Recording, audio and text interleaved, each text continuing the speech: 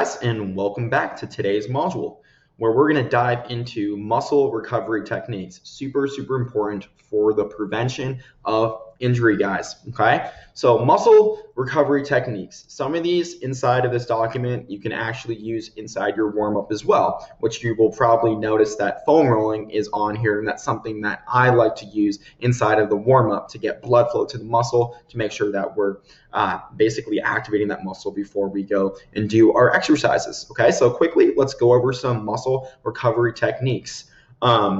You may be asking yourself, like, what is the benefit of doing this? Well, guys, prevention of injury is going to be huge, and we want to make sure that when we build up lactic acid, which happens when we contract our muscles, and this is why we feel sore after exercise. It's called delayed onset muscle soreness. We want to rid that through using these techniques. So I don't know about you guys, but if you've ever worked legs and you got stuck on the toilet, well, it's probably because you're not doing as much muscle recovery as you should be. Okay, so let's go over the techniques here. Stretching, obviously, that's probably pretty basic, but yeah, we want to make sure that we're stretching. I think the best time to stretch is before exercise in some situations, right? Dynamic stretching, that's part of the warm-up after exercise.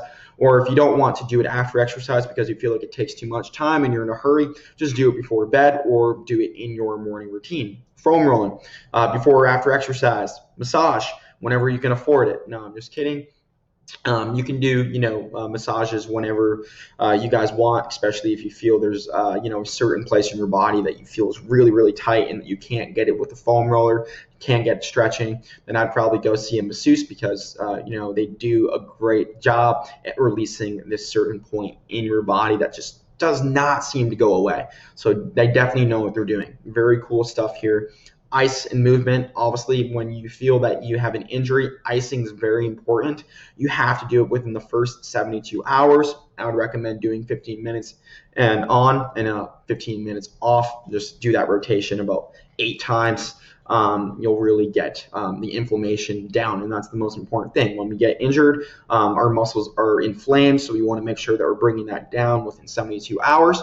And the last one, I don't know if you guys have heard of any of this type of stuff, but it's pretty cool. It's called cupping, needling, or compression therapy. This stuff is very useful. I found that it worked really well on my lower back, especially when I tried out cupping. Sometimes my lower back, seems to be injured. So I would definitely give it a try. It's definitely something really cool, and very different. And, I would definitely, if it's in your budget, then I would say, why not? But what I want to, kind of convey through this module is that this is super important. We need to be prioritizing our muscle recovery if we're going to make this a lifestyle, if we're going to be able to keep on exercising, because we want to make sure that when we're shortening our muscles through, lifting weights, we also want to make sure that they're relaxing as well, and that way they're not constantly just getting short, because as soon as your muscles start constantly getting short, it's going to lead to a number of problems.